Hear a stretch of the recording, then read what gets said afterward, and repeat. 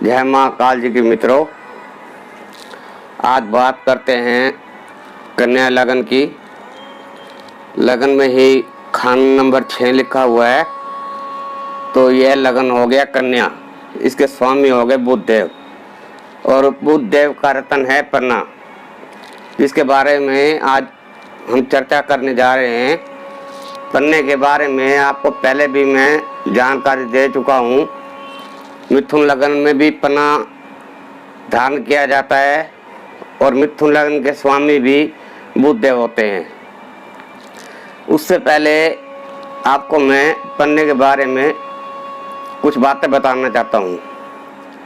पन्ने की जो क्वालिटियाँ थी वो मैंने इससे पिछले वीडियो में आपको मिथुन लगन में दिखाई थी। एक जाम्बियन का पन्ना होता है, एक कोलंबियन का होता है, और एक स्कोडा का होता है, और बाकी उसके उपरतन होते हैं, जैसे कि ओनेक्स हो गया, पेरिडोट हो गया, और हरा हकीक हो गया, और भी अन्य उपरतन आते हैं इसके। हकीक माला भी आती है, हरा हकीक माला, जो बुधदेव के अच्छे फल प्राप्त करने के लिए धारण की जा सकती है। अब पन्ने के अंदर बहुत प्रकार की क्वालिटियाँ होती हैं। एक पन्ना होता है जिसके अंदर आपको जाला ही जाला नजर आएगा, और मित्रों पन्ना अगर बिना जाले के हम लेने जाएंगे तो बहुत ही कीमती हो जाएगा, जिसकी कीमत का कोई अंदाजा हम नहीं लगा सकते। वो हो सकता है 10,000 रुपये रत्ती हो, 15,000 रुपये रत्ती हो, 20,000 रुपये रत्ती हो, जो बिल्कुल क्लीन पीस हो। और मान लो किसी इंसान का 100 किलो वजन है और उसने 10 रत्ती का पन्ना लेना है, और वो पन्ना 10 रत्ती का पन्ना लेने जाता है, 20,000 रुपये रत्ती पन्ना होता है, जो बिल्कुल क्लीन पीस होता है, तो 2 लाख रुपए का तो पन्ना ही बैठ जाएगा। अब हर जातक तो इतने पैसे खर्च कर नहीं सकता, तो उसमें क्या होता है, कोई जरूरी नहीं होता कि पन्ना बिल्कुल क्लीन ही हो, बिल्कुल पारदर्शी ही हो, और उसके अंदर जाला बिल्कुल दिखता ही ना हो। ऐसा कुछ नहीं है। होना क्या चाहिए, पन्ने के अंदर आपको सबसे पहले, पन्ने के अंदर क्या कोई भी रतन हो, सबसे पहले तो ये देखना है कि उसके अंदर कोई क्रैकिंग तो नहीं है, कहीं से क्रैक ना हो, खंडित ना हो, शुद्ध हो, लैब सर्टिफाइड कॉपी हो, तो आप बेहिचक हो गए, पन्ना सस्ता भी ले सकते हैं, कोई दिक्कत वाली बात नहीं। वो भी आपको बुधदेव के अच्छे फल देने में सक्षम होगा। तो आइए अब चार्ट पर आपको बताता हूँ किस किस भाव में आप पन्ना धारण कर सकते हैं और किस भाव में आप पन्ना धारण नहीं कर सकते। लगन की बात करते हैं। मान लो लगन में ही बुधदेव विराजमान हो, तो यहाँ बुधदेव उच्च के हो गए, उच्च के भी हो गए, और बुधदेव दिग्बली भी हो गए, और अपनी मूल त्रिकोण राशि में हो गए। यहाँ आप पन्ना धारण करें, आपको सैदो लाभ ही होगा, कोई नुकसान नहीं होगा। और अब बात करते हैं दूसरे भाव की। अगर बुधदेव दूसरे भाव में आ गए तो यहाँ भी आप पन्ना रत्न धारण अवश्य करें, आपको लाभ होगा। और बुधदेव अगर तीसरे भाव में आ जाते हैं, यहाँ आप पन्ना धारण मत कीजिए। अगर यहाँ आपके बुधदेव कमजोर हैं या सूर्य के साथ बैठकर कहीं अस्त हैं, तो आप पन्ना रत्न धारण करने की बजाय बुधदेव के पाठ पूजन कर कर, बुधदेव के मंत्र जाप कर कर बुधदेव के अच्छे फल प्राप्त कर सकते हैं। अब बात करते हैं चौथे भाव की। चौथे भाव में बुधदेव आ जाए यहाँ भी आप पन्ना धारण कर सकते हैं। अब बात करते हैं पंचभाव की।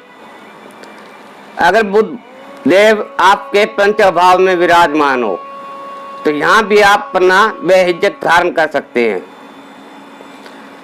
अब बात करते हैं छठे स्थान की। अगर बुध देव आपके छठे स्थान में बैठे हो तो यहाँ भी आप पन्ना धारण ना करें, पाठ पूजन ही करें, उससे आपको लाभ प्राप्त होगा। और अब बात करते हैं सप्तम भाव की। सप्तम भाव में अगर आपके बुध देव आ जाए तो यहाँ भी आप पन्ना धारण ना करें, यहाँ आपके बुध देव नीच के हो जाएंगे। तो यहाँ भी आप पाठ पूजन कर कर बुध देव के अच्छे फल प्राप्त कर सकते हैं। अब बात करते हैं अष्टम भाव की। अगर आपके बुध देव अष्टम भाव में आ गए तो यहाँ भी आप पन्ना धारण ना करें। अब बात करते हैं नवम भाव की। नवम भाव में बुध देव बैठ जाए तो यहाँ भी आप पन्ना धारण कर सकते हैं। अब बात करते हैं दसम स्थान की। अगर दसम स्थान पर बुध देव आ जाए, यहाँ बुध देव विराजमान हो तो आप पन्ना अवश्य धारण करें। ये बुध देव की अपनी ही राशि है, साधारण राशि है, यहाँ आपको पन्ना लाभ देगा, यहाँ आप पन्ना धारण कर सकते हैं। अब एकादश भाव की बात करते हैं। बुध देव अगर आपके एकादश भाव में आ जाए, यहाँ भी आप पन्ना धारण कर सकते हैं। अब द्वादश भाव की बात करते हैं। अगर यहाँ पर बुध देव विराजमान हो तो यहाँ भी आप पन्ना धारण ना करें, बुध देव के पाठ पूजन करें, इससे आपको बुध देव के लाभ प्राप्त होंगे। और सबसे बड़ी आज आपको बात बताने जा रहा हूं। पहले तो बिना किसी विद्वान की सलाह लिए, बिना अपनी जन्म पत्रिका दिखाए बिना कोई भी रत्न धारण ना करें। पहले आपकी अगर डेट ऑफ बर्थ है, एक्यूरेट टाइम है, तो अपनी कुंडली बनवा कर किसी विद्वान से सलाह करें, किसी विद्वान से विश्लेषण करवाएं, उसके बाद ही कोई निर्णय लें कौन सा रत्न आपको धारण करना है, कौन सा रत्न आपको धारण नहीं करना। अब बात करता हूं, हालांकि अभी मीन लगन तक मैं कोई भी बात नहीं करना चाहता था, लेकिन एक छोटी सी बात बता रहा हूं। बहुत से ज्योतिष एक बहुत बड़ा ही विज्ञान है जिसका कोई अंत नहीं है, एक महासागर है। जितना इसके अंदर जाएंगे, जितना डीपली जाएंगे, कुछ न कुछ नया ही निकल के आएगा। बहुत से विद्वानों का मानना है दूसरा भाव मारक होता है, सप्तम भाव मारक होता है, लेकिन ऐसा हर कुंडली में जरूरी नहीं है। ये मीन लगन की कुंडली जैसे ही पूरी होगी, आपको उसके साथ कौन कौन से रत्न और धारण करने चाहिए, मेष लगन से दोबारा शुरू करूंगा। मेष लगन का स्वामी होते हैं मंगल देव जी, और मंगल देव का रत्न है मूंगा।